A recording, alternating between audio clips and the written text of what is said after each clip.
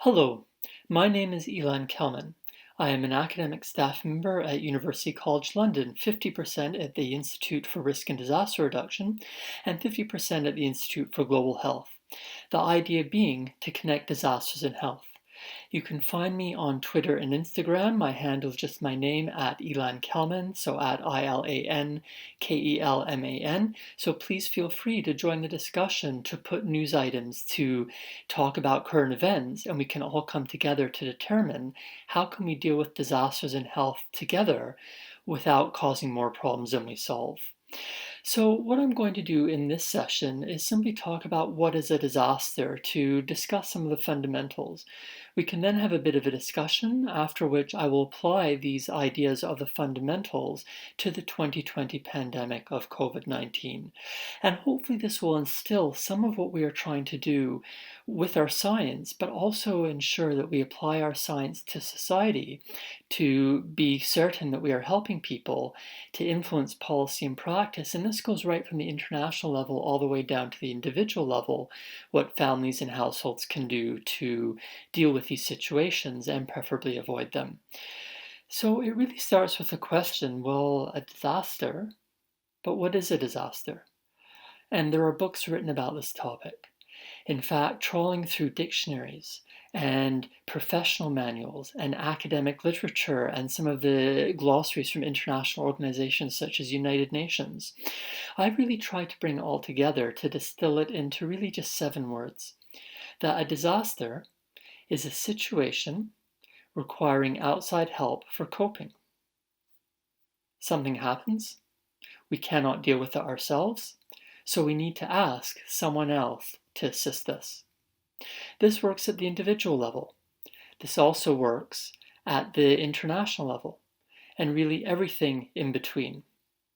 It is somewhat intuitive, so hopefully it can be translated across cultures and across languages, although there is some vagueness. For example, what does situation mean? What does coping mean? Even what does outside help mean?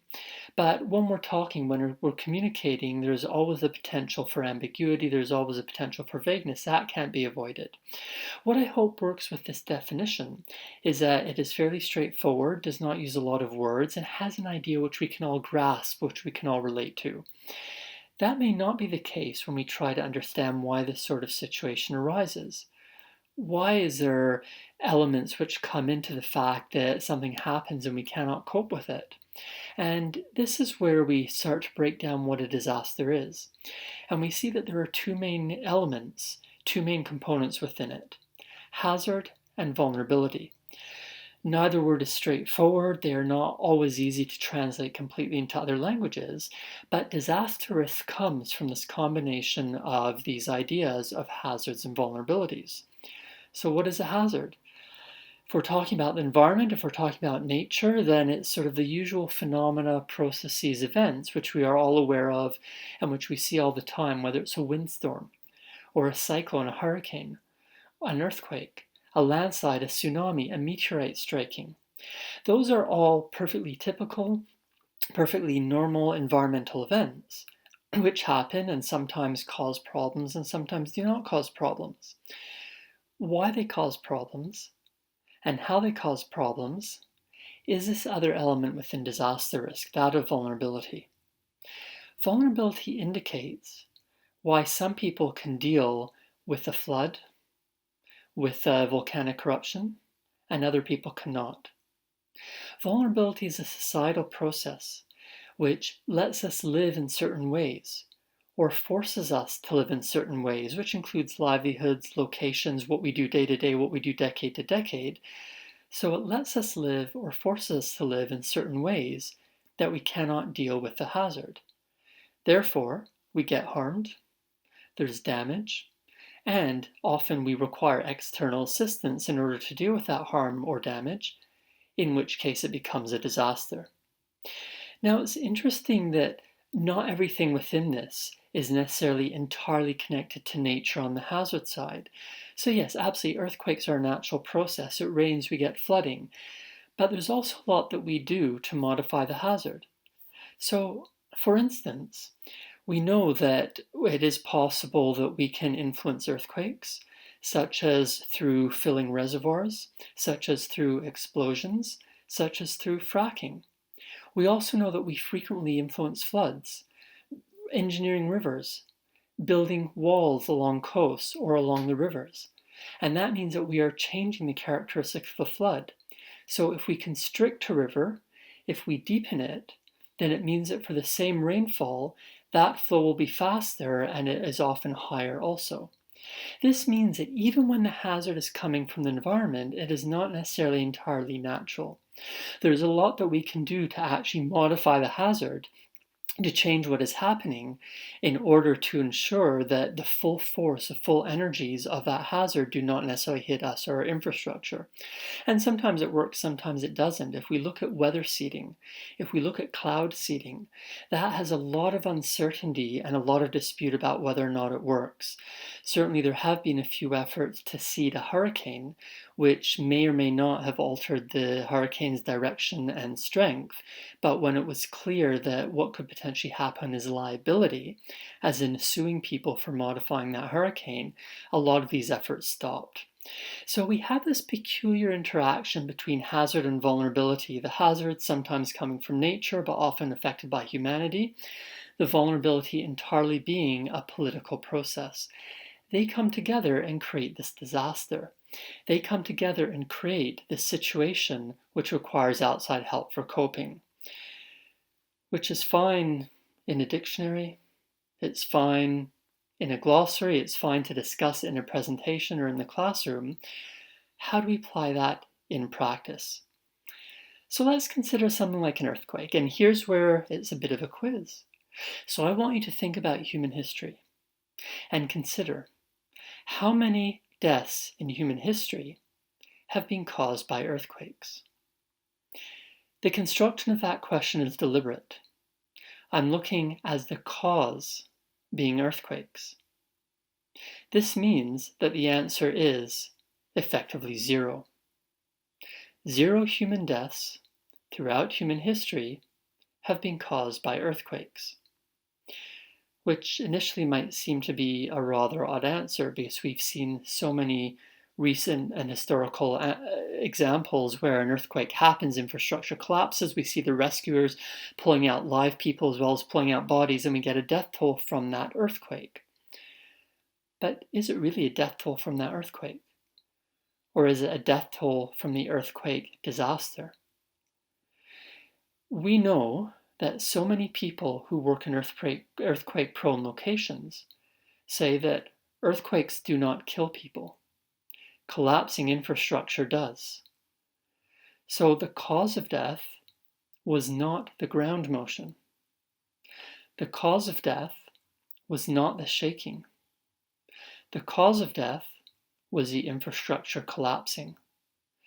And we know this because we have so many examples of similar earthquakes where some of them killed people, a lot of people, and some of them really didn't cause that many casualties.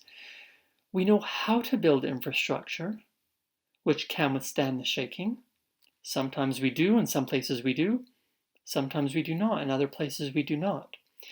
This is the difference between hazard and vulnerability. The hazard is an earthquake, perfectly natural process, which yes, we can influence to some extent, but earthquakes are happening anyway, compared to the vulnerability, which is being an infrastructure which collapses in shaking, and often not having the choices, not having the resources, not having the power to try and do anything about the infrastructure, so that you know you are in a building which as soon as there's shaking it will collapse and you may be dead. Many of the examples that we have show very clear contrasts.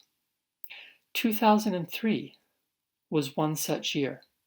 So there was a huge earthquake in northern Japan, absolutely immense and fairly shallow, so people really felt the shaking and there was a lot of potential damage. And there was some damage, except there were no widespread infrastructure collapses. In fact, no one was reported to have died from infrastructure collapsing. Instead, one person was reported to have been killed when they were sweeping up glass afterwards and were hit by a car. So an absolutely massive earthquake, but not really an earthquake disaster. Then just a few months later, same year, 2003, 22nd December 2003, in Central California, had a shallow, fairly moderate earthquake. It wasn't that bad, but people certainly felt the shaking, and the death toll was 2, because a clock tower collapsed and fell on them as they were exiting the building. The owner of that building was eventually found liable in a court case, demonstrating that the death toll could have been 0, but a human decision to not reinforce a building meant that 2 people were killed in the earthquake, or were killed, their cause of death was because of the building collapse, the clock tower collapse, not because of the earthquake shaking per se. So 2 examples of earthquakes, one big, one moderate, and not a lot of problems. Well, where's the comparator? The comparator came just 4 days after the Californian one, 26 December 2003, southern Iran, World Heritage City of Bam. An earthquake with very similar parameters to the one in California, fairly shallow and moderate. Death toll was over 25,000 people because the structures collapsed on the people as they were sleeping and killed them. Iran, California, and Japan have some of the best earthquake engineers in the world. They have some of the best earthquake scientists in the world. They know exactly what needs to be done. They know how to save lives in earthquakes. The issue is not having the skills or the knowledge. The issue is having the wisdom for the policymakers and decision makers to turn that into practice. In Japan and California, they have learned from past earthquakes, have done a lot of work, and to a large extent have many successes. This does not stop a major failure happening in the future, but what we know in 2003, the lessons were learned and applied and saved lives. In Iran, policy and decision making was different. It was not applied in southern Iran, and so we had this absolutely horrendous earthquake disaster, even though the knowledge was there regarding earthquake hazards, earthquake vulnerabilities, and earthquake risks. So it shows we have the knowledge. We potentially have the power and resources if we choose to apply them. But sometimes we do, and sometimes we do not. So the disaster is really our choice, which shows that disasters are not really natural. They come from vulnerability, not the hazard. They come from us. They come from our decisions and choices. And the vulnerability takes a long time to build up. It took a long time for California and Japan to make themselves resistant to some seismic shaking. And it took a long time to build Bam Iran to the extent that it had such awful and earthquake vulnerability. So disasters are not events. The hazard might be an event like an earthquake happening quickly, but the disaster is this long-term process, coming from this long-term process of vulnerability. So we say that disasters are not natural. We should not use the phrase natural disaster. And we say that disasters are not events, they are processes. And they always happen over a long time, over a generation, over decades. The hazard may happen quickly, but the disaster does not. And the disaster ultimately comes from our choices. So this means that it is really disaster by choice, which is a book which I wrote, published this year in February, describing these issues of hazards and vulnerability and pointing out how society makes choices to create disasters, and far too often, choices are made by one sector of society, often the minority with power, choices, and resources, for the majority, for all of us. Vulnerability is created for us, choices are taken for us, which means that the disaster is created for us, and we suffer because of it. So disaster by choice, yes, but not everyone has those choices. And that's what we need to work towards, to ensure that people do have the choices, and that people make choices to avoid disaster by choice. Thank you.